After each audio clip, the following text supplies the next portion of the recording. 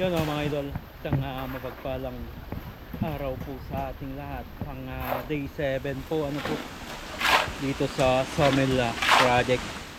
So silipin natin ulit mga idol yung progress nito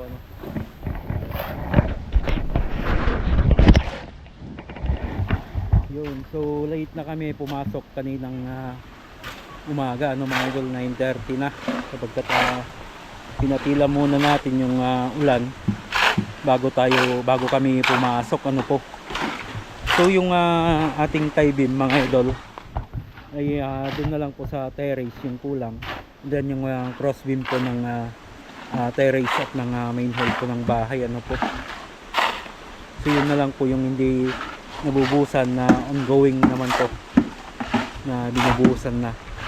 So makulimlim ang panahon mga idol, maghapon po ito na ganito. Hopefully hanggang matapos ay ganito yung panahon, wag lang yung umulan po talaga malaking tulong po ito sa amin pag ganitong makulimlim yung panahon, sabagkat nasa po kami, basal.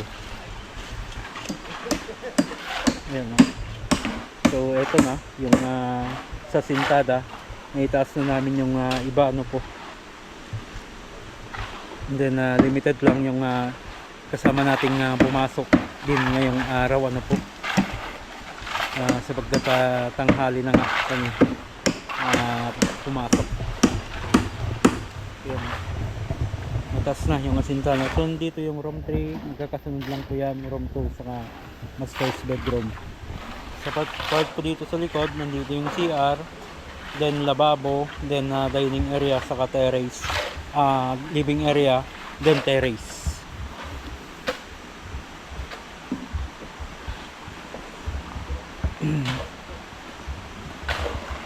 Yan, so nasa 50 square meter lang po ito idol, plus 9 square meter po sa taas ng terrace. May po kasi ito, slab. Buti pa yung terrace may slab. Yan, dito po yung terrace mga idol. So yung terrace natin mga idol, may slab po ito.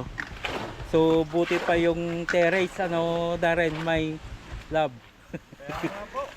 Buti yung terrace may slab. Si Darren walang slab Meron lang pero wala. So mga subscriber natin, naghahanap pa dyan. Baka may gusto dyan. Napakasipag po nito. Malakas maghalo ng simento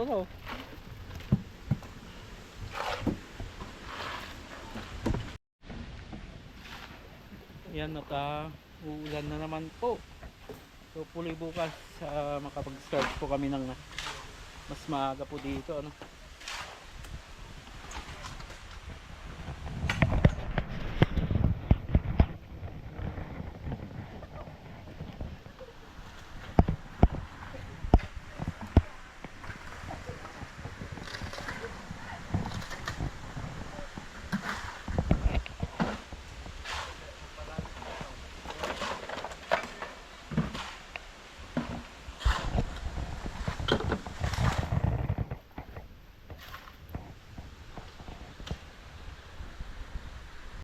Yun mga idol, so yan yung update naman ngayong day 7 po.